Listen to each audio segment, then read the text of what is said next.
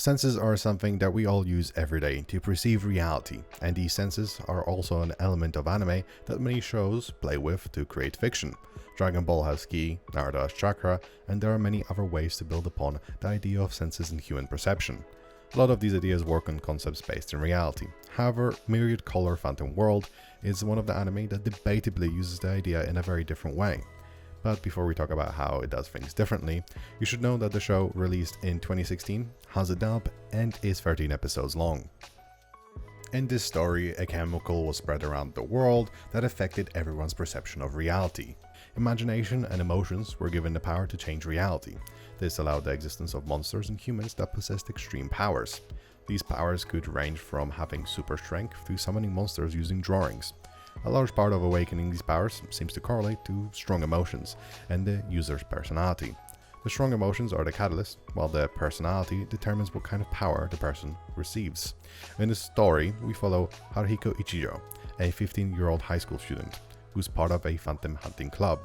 In this club, people with unique powers form groups and hunt phantoms to earn rewards, and the group Ichijo is part of is at the bottom of the rankings. Episode 1 to episode 11 are separated into different stories that connect with each other.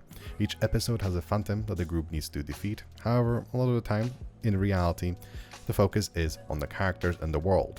The last 2 episodes have a plot introduced that use elements from the previous episodes. However, this could have been done better and more focused on. If I have to be completely honest, this is not the best way to form a story, as I tried to watch this show in the past. However, because of how the story is formatted, I wasn't able to finish it. But now, after rewatching the show, I enjoyed it a lot more.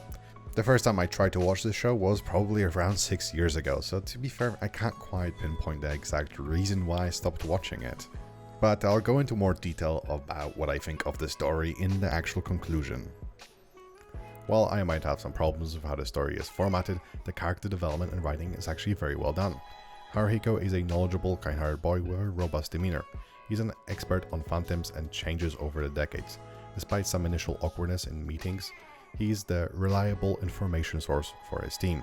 Haruhiko is a caring and supportive friend, always ready to help. He's grown close to the girls in his group and harbors a desire to prevent others from suffering like he did in his childhood. His laid-back, intelligent personality shines as he explains various topics in the series. He's also remarkably forgiving and accepting of others, regardless of their background or attitude towards him. Many girls, especially in his group, are hinted to be attracted to him because of his kindness and supportiveness. Next we have Mai Kawakami. Mai is a lively, confident and strong-willed individual, known for her physical prowess in fighting phantoms. She is straightforward, determined, and sometimes unembarrassed in pursuing her goals. Her caring nature has earned her the nickname Phantom Hunting Mom, and she protects those she cares about. Mai is empathetic, supportive of friends, and dislikes selfishness and rudeness. She has a close relationship with Haruhiko, occasionally teasing him. Despite her self-confidence, she's cautious about her friend's safety, but often partners up with Haruhiko due to their effective teamwork. Living alone, Mai remains cheerful, acting as a big sister to Reina and caring for Haruhiko during challenging times due to their shared past. Next we have Reina. Reina is a kind and polite girl, often feeling embarrassed about her abilities. She is occasionally shy but maintains good manners, addressing people with honorifics. Despite her ladylike demeanor from her wealthy background, she practices Aikido and self-defense, using it playfully on Haruhiko whenever she's embarrassed. Reina is cheerful, admires Mai, and respects her parents' strict upbringing, however, feeling alone due to her sister's departure and her parents' disapproval of her abilities. She gained confidence with Haruhiko's help and is now committed to supporting her friends. Next up we have Koito Uminase. Koito is a girl who prefers solitude and solo phantom fighting due to feeling different. She's reserved, aloof, and often perceived as rude due to her reluctance to engage in conversation. She has occasionally praised those who fight phantoms effectively, but later retracts her compliments. After befriending Haruhiko, she reveals a caring side and becomes more sociable, particularly with Haruhiko, Reina, and Mai. Despite her tomboyish demeanor, she struggles to express her feminine side. Koto's aversion to phantoms stems from the pain of being separated from her loved ones. So next up we have Kurumi, and I'm not going to say her last name because it's too difficult. Kurumi is a cute, shy and polite girl who, despite her reserved nature shows a kind heart and willingness to help when others are in danger. Over time, her interactions with Haruhiko and everyone else help her grow, gaining maturity and courage. However, her underlying shyness remains. She has a deep affection for bears, evident in her love for the animal, favorite food, birthplace, and the last name, which contains Kuma, which means bear.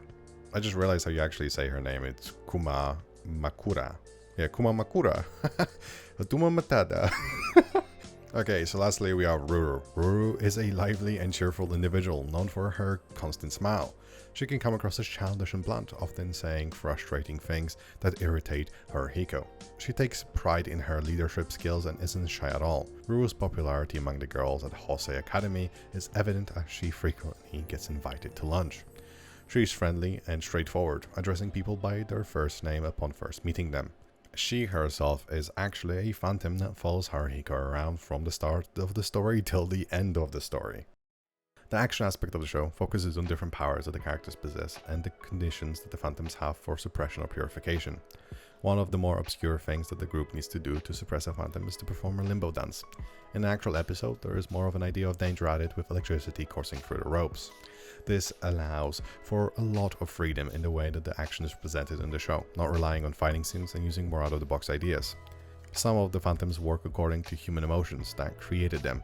This is not explicitly explained, however, depending on what some of the characters are going through, the phantoms are either attracted to those emotions or are created because of them. This makes the different phantoms encounters also build on the characters and what powers they have and why they have them. There are a lot of situations in this show that are a lot more light-hearted and filled with jokes. The reason why I'm talking about this in regards to sound is because of how well the sound effects are placed to make the jokes work. This is also the same for the music, as it builds on each scene, adding to it and making everything work together. The dub of the show could have been better, however, in my honest opinion, it's still very good. The only problem I could hear sometimes would be the quality of the voice recording, but other than that, I think the dub does a very good job for once. As for the actual OST of the whole show, it isn't good, but the problem is it doesn't really stand out to me. So yeah, that's why it's only getting an A out then. The animation of the show is very good and it works great with the art style. The tones change depending on the mood of the scene and the movement is very well presented. When things are more fantastical, the show makes sure to express it with the different animation, and a lot of thought is put into separating things using simple ideas like colors and tones. While I do think the animation is very good, for some reason nothing fully stands out about it to me. There are moments where things might look too goofy for me, and this could just be because I'm not fully into the level of stylization the show has, but honestly I think my expectations for animation have been drastically changed in the past year. However, that's for a different video in the future. Just so you know, I don't know what the fuck I was smoking when I was writing the script, because I'm not gonna lie, what I just showed you is so beautiful. There is so much beautiful animation in this show. So even though, yes, my expectations have been changed over the past year, this show just, it's beautiful anyway. Obviously, it doesn't have anything that really makes me want to give it a 10, but it still does an amazing job of portraying everything in the show. A big reason why the show works as well as it does is due to how all the different aspects work in unison. The action revolves around our understanding of the characters and their abilities, but these abilities are created due to their past and present understanding of themselves. This allows for both to be built on easily. The story is formatted to focus on the characters as both a group and individuals, giving fractions of the world and how it works throughout these episodes. Both the sound and animation are an extremely important aspect of the show, as they're the thing that's always there, helping to make sure you care about the characters and their stories. So while I might think that the story and the way it's told could be improved, can it? Of course, objectively, you can always say that it can be better. However, the aspects that I like about this show work as well as they do because of how the story is told. So I'll be rating it higher than what I intended at first. The show does a great job of creating a story with a very interesting premise about the human mind and how both emotions and creativity affect us not only in the present but the past. Creativity relates to our perception of things, this being the main reason why it affects us so much. If we perceive something that's good for us as being bad, it'll become bad. However, this works both ways. When you come to understand yourself, you become proactive in understanding why things affect you and how you can start taking steps to change things about yourself and your situation. Ideas and thoughts about subjects like these interest me a lot. For that reason alone, I'd recommend this show to anyone. However, be aware that this is a show that's not very serious. There are some sections of the story that are technically serious when looking at the past of the characters. However, a lot of the time the story presents things with jokes and little bursts of humor. And as always, leave a comment if you disagree, agree, or if you want me to make a review about a show that I haven't talked about yet. And as always, I hope you're having a wonderful day, and I'll see you in the next one.